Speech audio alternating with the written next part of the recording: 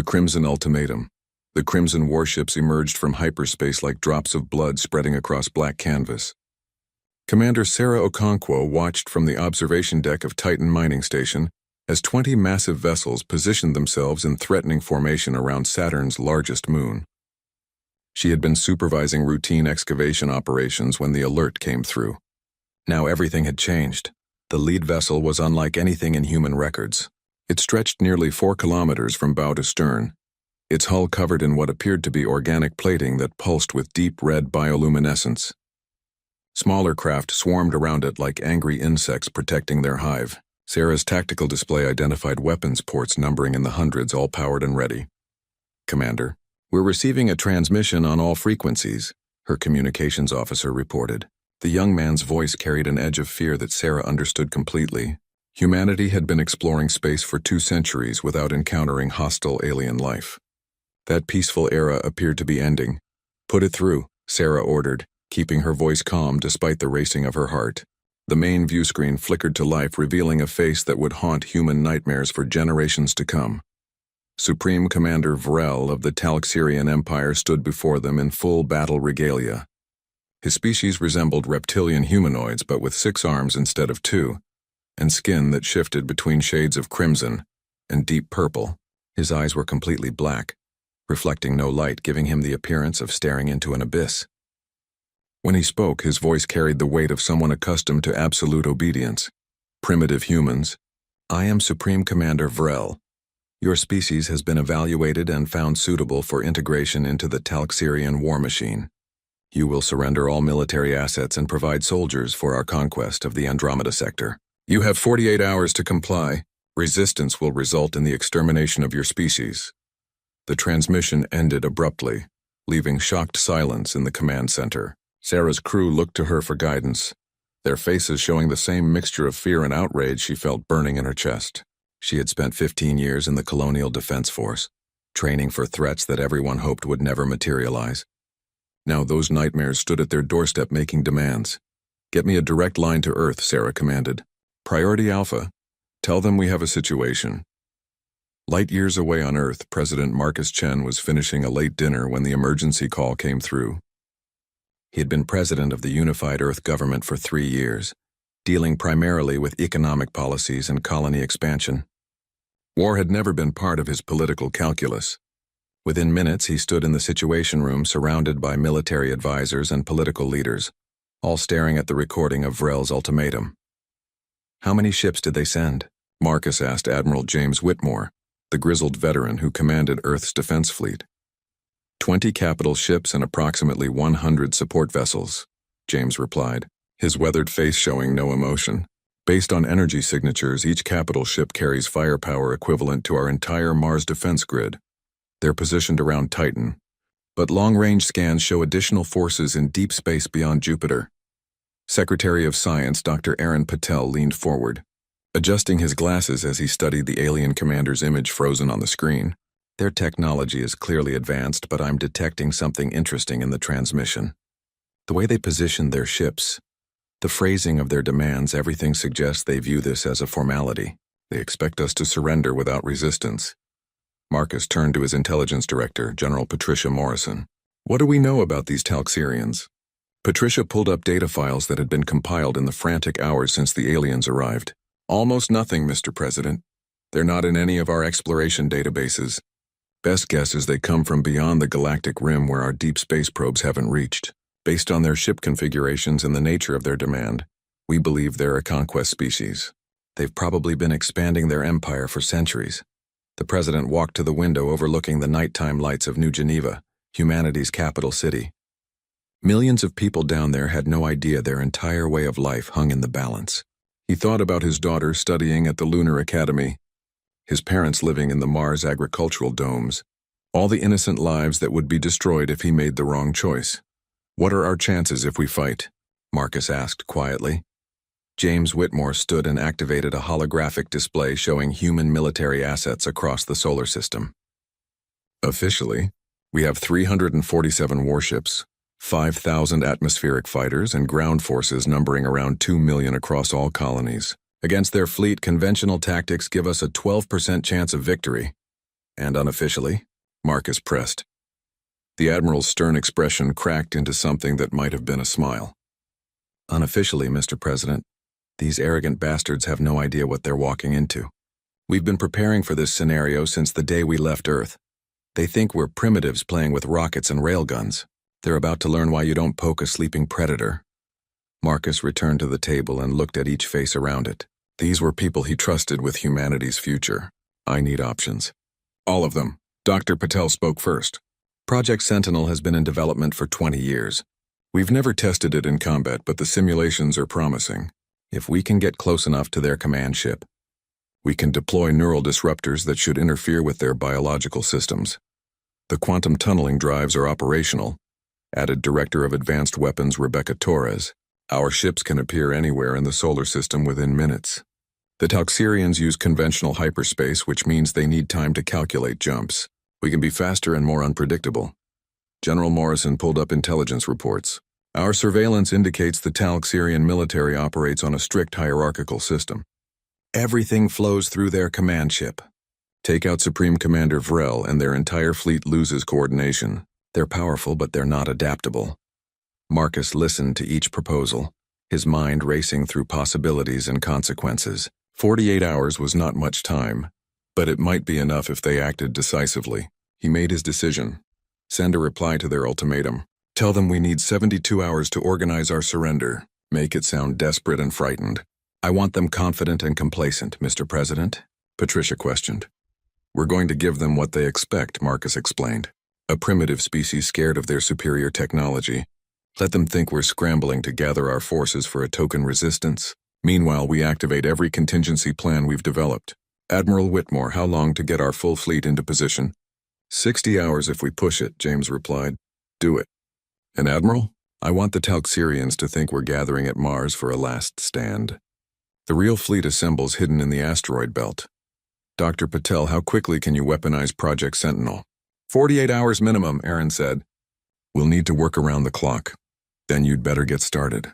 Rebecca, I want every quantum drive ship armed and ready. We're going to hit them from directions they don't think are possible. Marcus turned back to the view screen showing the frozen image of Supreme Commander Vrel. This empire has probably conquered hundreds of species. They roll in with overwhelming force, make their demands, and collect their tribute. But they've never faced humans before. They don't understand that we don't surrender. We adapt, we overcome, and we protect our own. Back on Titan, Sarah Okonkwo received new orders from Earth. The official message instructed her to prepare the mining station for evacuation, to show the Talxerians that humanity was complying with their demands. The unofficial message, encrypted and delivered through quantum channels, told a very different story. She gathered her senior staff in a secure conference room deep within the station's core. We're not evacuating, she told them bluntly. This mining station is about to become the most important military asset in human space. The Talxerians think we're primitives cowering before their might. We're going to show them the difference between technology and ingenuity. Her chief engineer, Marcus Liu, pulled up schematics of the station's infrastructure. The mining lasers can be reconfigured as weapons. They won't penetrate alien ship armor, but they'll serve as excellent distractions. We've also got 73 cargo haulers that can be retrofitted with explosive charges. Turn them into guided missiles. The station's fusion reactor can be overloaded, added power systems specialist Jennifer Washington. If we need a last resort, we can turn this entire facility into a bomb that would take out half their fleet. Sarah nodded approval. Good, but we're not planning to die here. We're planning to survive long enough for the Earth fleet to arrive. Every minute we keep the Talxerians focused on Titan is a minute our people have to prepare. Start the modifications immediately, but make sure everything looks normal on external scans. Over the next 48 hours, humanity transformed itself into something the galaxy had never seen. Civilian ships became troop transports. Scientists became weapons designers. Teachers and farmers and office workers lined up at recruitment centers, determined to defend their homes against an enemy that had made the fatal mistake of underestimating human resolve. Supreme Commander Vrel watched the human preparations with amusement from his flagship bridge. His tactical officers reported Earth vessels gathering near Mars exactly as expected. The primitive species was mounting a defense, probably hoping to negotiate better terms after showing token resistance. He had seen it 1,000 times before across 100 conquered worlds. "They're moving their civilians to underground shelters," his intelligence officer reported. "Standard evacuation protocols for a species facing superior force." Vrel's mandibles clicked in what passed for Talxerian laughter. "Let them run and hide. When the deadline expires, we will demonstrate what happens to species who make us wait. Begin targeting solutions for their major population centers. I want humanity to understand the price of defiance." What Vrel did not know, could not know, was that those civilian evacuations were moving people into position for something else entirely. Shelters became armories. Underground facilities became command centers. Humanity was not hiding. Humanity was loading the gun. As the 48-hour deadline approached its end, Sarah Okonkwo stood on Titan's observation deck one final time. Watching the Crimson warships holding position around her station, they had not moved. Confident in their overwhelming superiority, she thought about her family on Earth, about the millions of humans across dozens of colonies, about the species that had climbed from caves to stars through nothing but determination and ingenuity. "All stations report ready," her tactical officer announced. "Earth fleet confirms position in the asteroid belt. We are go for Operation Defiance." Sarah activated her station-wide communication channel. "This is Commander Okonkwo. In approximately 2 hours, the Talxerian Empire expects us to surrender. They think we're weak. They think we're primitive. They think we're afraid. Let's show them what humans do when someone threatens our home. Let's show them what fear really looks like." The deadline expired at exactly 0800 Universal Standard Time. Supreme Commander Vrel opened a channel to deliver humanity's death sentence, expecting to see broken leaders begging for mercy. Instead, President Marcus Chen appeared on screen, standing tall in the Situation Room, flanked by his military commanders. "Supreme Commander Vrel," Marcus said calmly, "we have considered your demands. Earth's answer is no. We will not surrender. We will not serve, and we will not be conquered. If you want a war, you've come to the right species. But I promise you this. Before this day ends, you will regret bringing your war to our doorstep." Vrel's expression shifted from amusement to rage. "Then your species will burn. All ships begin bombardment of the human mining station. Show them the price of defiance." The Talxerian fleet opened fire on Titan. Crimson energy beams lanced through space toward the mining station. Sarah watched them come, watched death approaching at the speed of light, and gave the order that would change everything. "All defensive systems active, quantum shields to maximum, and someone get me a firing solution on their flagship. Let's teach these reptiles why you don't mess with humanity." The first beam struck Titan's shields and deflected away in spectacular bursts of energy. The Talxerians had expected their weapons to carve through primitive defenses like a knife through paper. Instead, they encountered quantum barrier technology that redirected incoming energy into parallel dimensions. Every shot they fired simply vanished, reappearing in empty space millions of kilometers away. On Vrel's bridge, confusion erupted. "What is this?" he roared. "How are they deflecting our weapons?" His science officer studied the readings with growing alarm. "Commander, their defensive technology is unlike anything in our databases. They're using quantum manipulation at a level we've never encountered. These humans are not primitives." Vrel's black eyes narrowed as realization began to dawn. He had made a terrible mistake. But pride and centuries of conquest would not let him admit it. "All ships concentrate fire on that station. I want it destroyed now." The Talxerian fleet poured more energy into their assault, but Titan's shields held firm. Sarah watched the display with grim satisfaction as her own weapons came online. The mining lasers, reconfigured for combat, began targeting Talxerian ships with precision that seemed impossible for a species that had supposedly never fought a space war. "Firing solutions locked," her weapons officer announced. "We have clear shots on 8 support vessels." "Fire at will," Sarah ordered. "And launch the cargo haulers. Let's see how they handle our special delivery." 73 cargo ships erupted from Titan's docking bays, their holds packed with fusion warheads and guided by AI systems that could react faster than any organic pilot. The Talxerians tried to shoot them down, but the haulers split into evasive patterns, weaving through enemy fire with inhuman precision. When they reached their targets, the explosions lit up the space around Saturn like a second sun. 5 Talxerian support ships disappeared in the blasts. 3 more suffered critical damage and began venting atmosphere. Supreme Commander Vrel stared at his tactical display in disbelief. In less than 10 minutes, these supposedly primitive humans had destroyed nearly a quarter of his support fleet. "Retreat to defensive formation," he commanded, his voice tight with barely controlled fury. "Launch all fighters and prepare boarding craft. If we cannot destroy them from range, we will tear that station apart with our own hands." But even as he gave the order, new contacts appeared on his sensors. Dozens of human warships emerged from quantum tunnels throughout the system, appearing from impossible angles and directions. The trap was sprung, and the Talxirian Empire was about to learn a lesson they would never forget.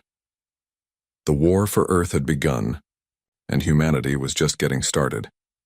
The awakening Admiral James Whitmore stood on the bridge of the UES Vigilant, humanity's newest and most advanced warship, watching the tactical display light up with contact markers. His fleet had been hiding in the asteroid belt for 2 days, using the dense field of rocks and ice to mask their quantum signatures from Talxirian sensors. Now they emerged like wolves descending on unsuspecting prey.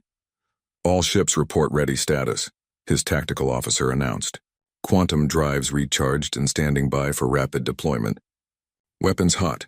Project Sentinel armed and awaiting your command, sir."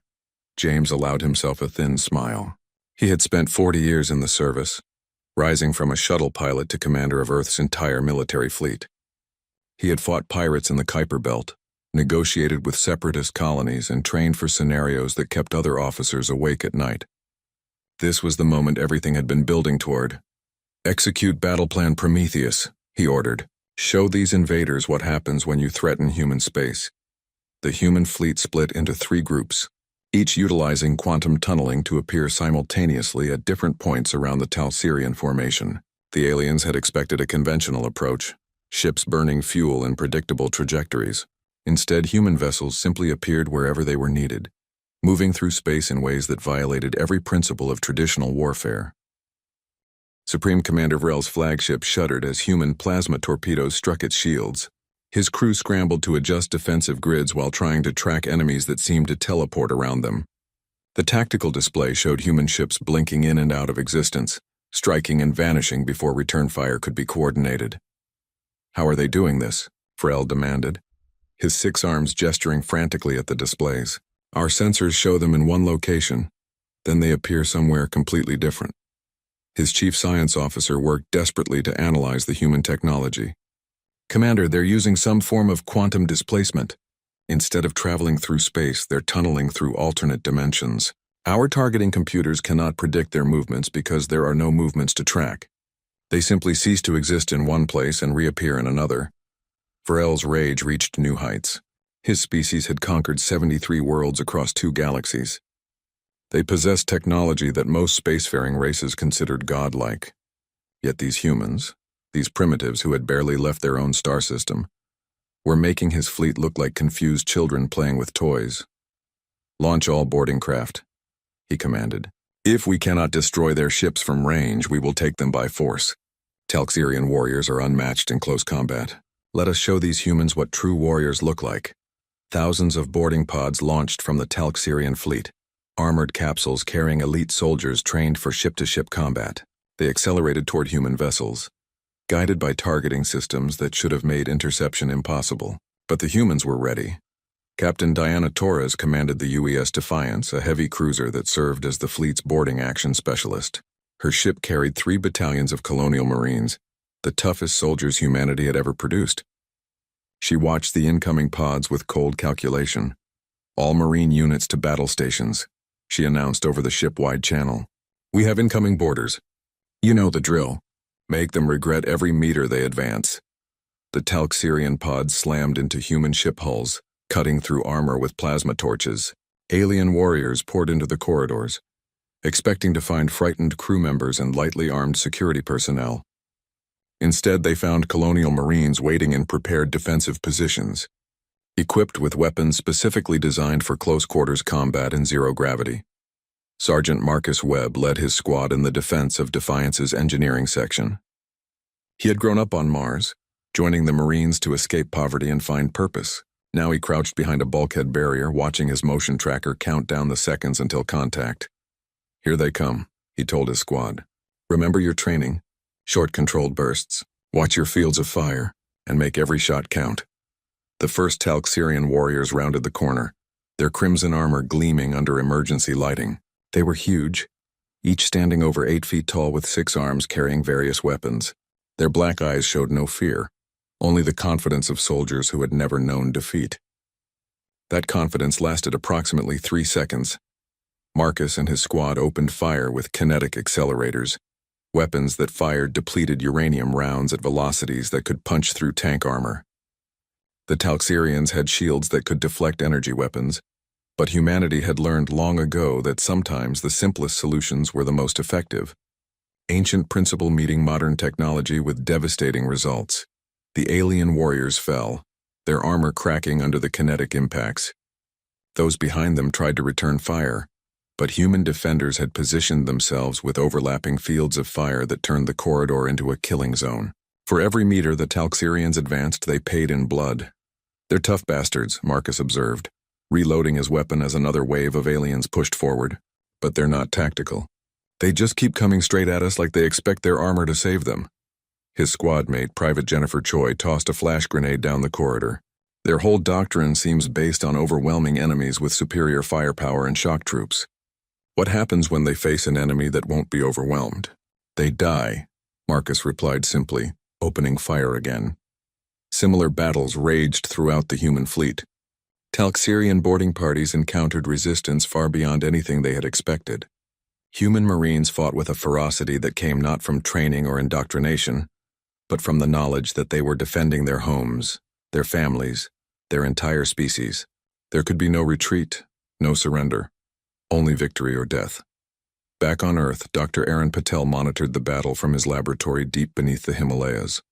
Banks of computers processed data streaming from the combat zone, analyzing Talxerian biology and psychology in real time. Project Sentinel was ready for deployment, but Aaron wanted to understand exactly how it would affect the enemy before giving final authorization. "The neural disruptors are performing better than expected," his assistant, Dr. Rebecca Song, reported. "The Talxerian nervous system is highly susceptible to specific frequency patterns. We can induce anything from mild confusion to complete system shutdown." Aaron studied the biological scans with growing excitement. The Talxerians might be physically powerful, but their brains operated on electromagnetic frequencies that human technology could manipulate. It was like discovering an enemy army was terrified of a sound only humans could produce. "What's the effective range?" he asked.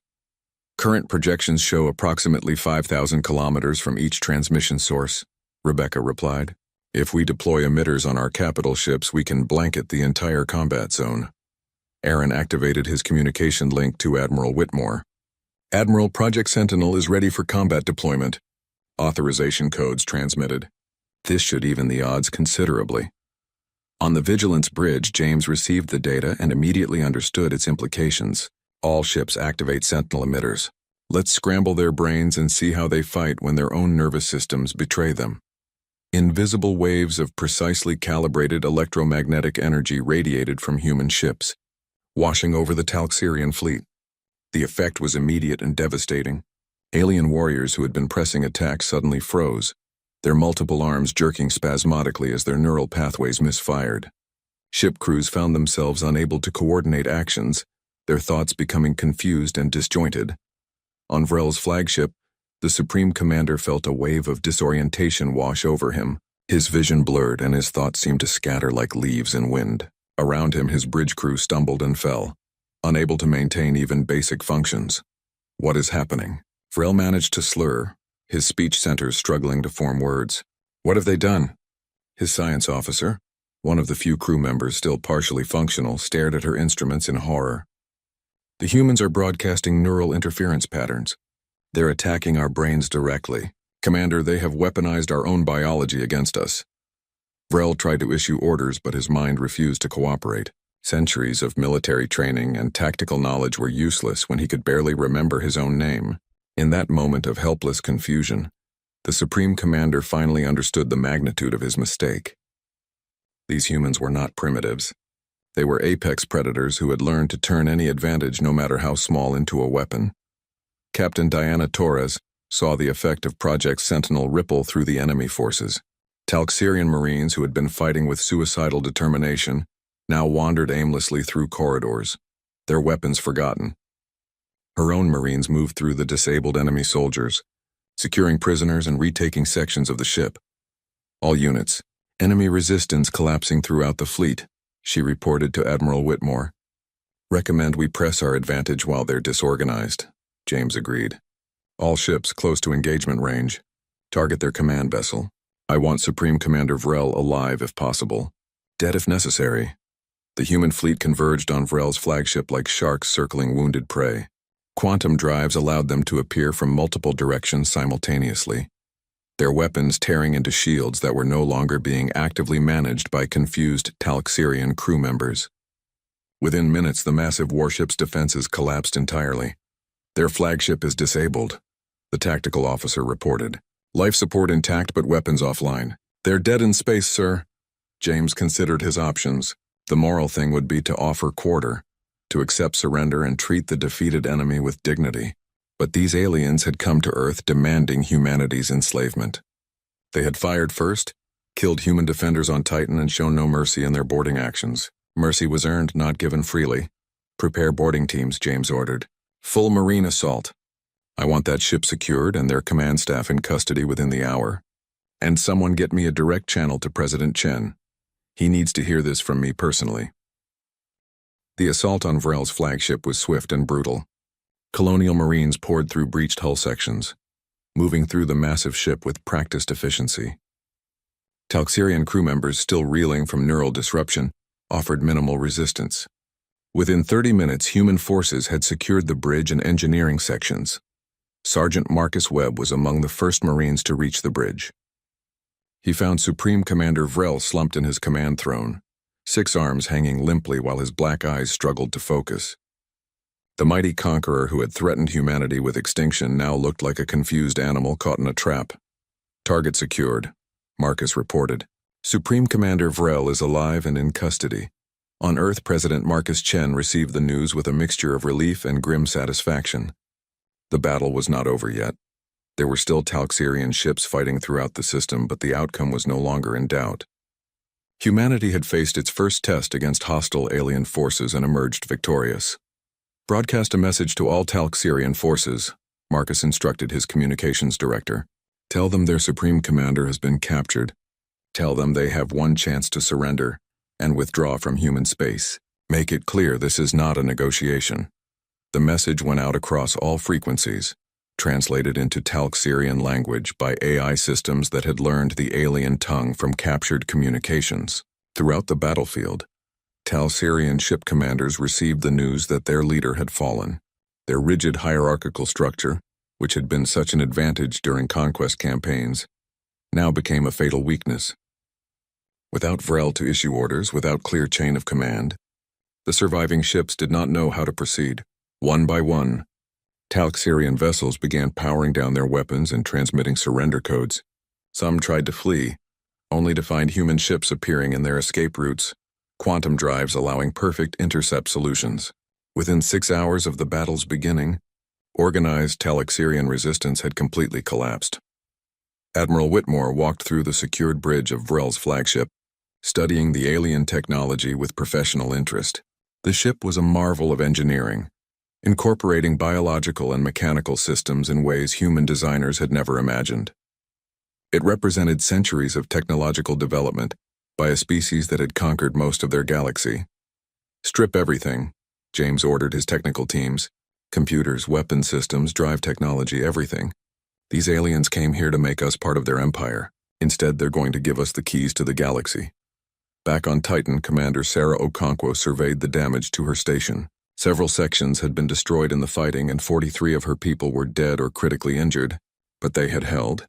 Against impossible odds, a simple mining station had defied an empire and survived. Earth Command is calling us heroes, her communications officer reported. There's talk of commendations, promotions, the works. Sarah shook her head. We're not heroes. We're just people who refuse to surrender, save the medals for the dead. They're the ones who earned them. Throughout human space, the victory was celebrated with an intensity that surprised even the celebration's participants. Humanity had lived for 2 centuries in fear of hostile alien contact, wondering if their species would survive first contact with spacefaring civilizations. Now they knew. Not only could they survive, they could win. Dr. Aaron Patel received security footage from the Talxerian flagship showing the moment Supreme Commander Vrel was taken into custody. The mighty conqueror looked small and pathetic, his 6 arms bound, his black eyes showing the first emotion humans had seen from him: fear. Aaron felt no sympathy. This being had come to enslave humanity, to force their children into serving an alien war machine. He had earned whatever fate awaited him. Run full analysis on all Talxerian prisoners, Aaron instructed his team. I want to understand everything about their biology, psychology, and culture. If there are more of them out there, we need to be ready. Rebecca Song pulled up preliminary reports. Initial findings suggest the Talxerian Empire spans hundreds of star systems. They have client species, slave races, and tributary worlds throughout 2 galaxies. We just defeated 1 expeditionary fleet. There may be dozens more. Aaron nodded grimly. Then we use what we've learned. We study their technology, understand their weaknesses, and prepare for their return. Because they will return. Species like this don't accept defeat. They'll gather their forces and come back stronger. Let them come, Rebecca said quietly. We beat them once. We can do it again. President Marcus Chen addressed the citizens of Earth and its colonies in a broadcast that would be remembered for centuries. He stood in the Situation Room, still wearing the same suit he had worn when rejecting Vrel's ultimatum, looking exhausted but unbowed. Today, humanity faced our greatest challenge, he began. An alien empire came to our home demanding our surrender. They threatened us with extinction if we refused to serve them. They believed we were weak, primitive, easy prey for their war machine. They were wrong. Marcus paused, letting his words sink in. Our victory today was not achieved through superior numbers or more powerful weapons. We won because of who we are as a species. We are adaptable. We are creative. We refuse to accept defeat. When someone threatens our home, we don't surrender.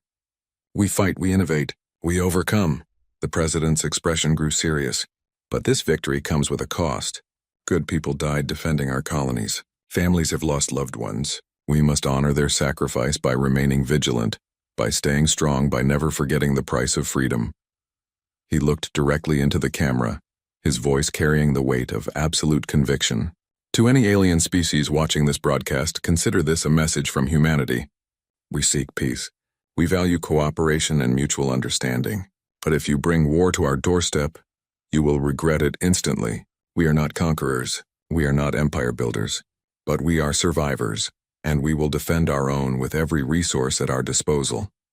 In the detention facility where Supreme Commander Vrel was being held, the former conqueror watched Chen's speech with growing understanding. He had studied hundreds of species during his military career, learning their strengths and weaknesses to better subjugate them. But he had never encountered anything like humans. Most species, when faced with overwhelming force, would negotiate or surrender. They would calculate odds and accept the logical outcome of military inferiority. Humans did not think that way. They looked at impossible situations and asked how to win anyway. They turned disadvantages into advantages and made weapons from things no one else would consider weaponizing.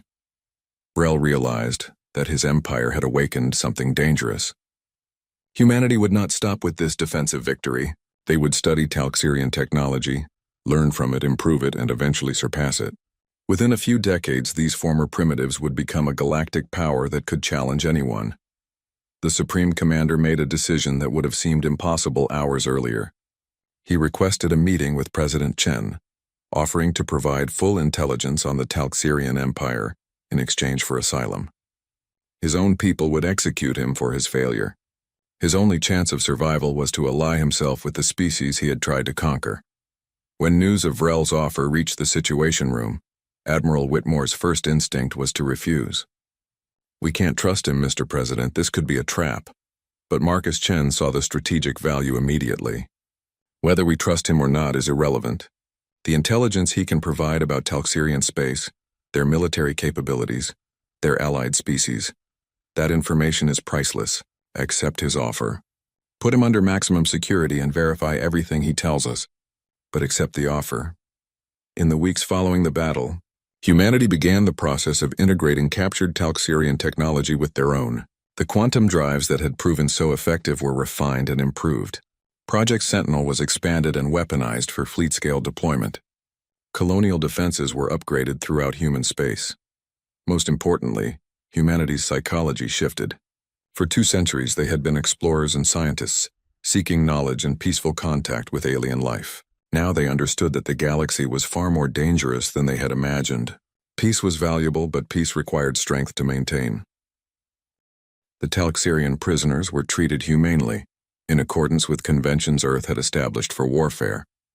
This confused many of the aliens who expected torture or execution. Their own empire showed no mercy to defeated enemies. The concept of treating prisoners with dignity was foreign to their experience. "Why do you do this?" one Talxirian soldier asked his human guards. "We came to enslave you. We killed your people. By our laws, we should all be executed." Marine Corporal Lisa Anderson, who had fought in the boarding actions, considered the question carefully. "Because we're not like you. We don't conquer. We don't enslave. We fight when we must, but we don't become monsters in the process. Maybe by treating you with humanity, we can show you there's a better way." The former soldier thought about this for a long time. His species had built an empire on conquest and domination. It had never occurred to him that strength could be paired with mercy, that victory did not require cruelty. Perhaps these humans had something to teach the galaxy after all.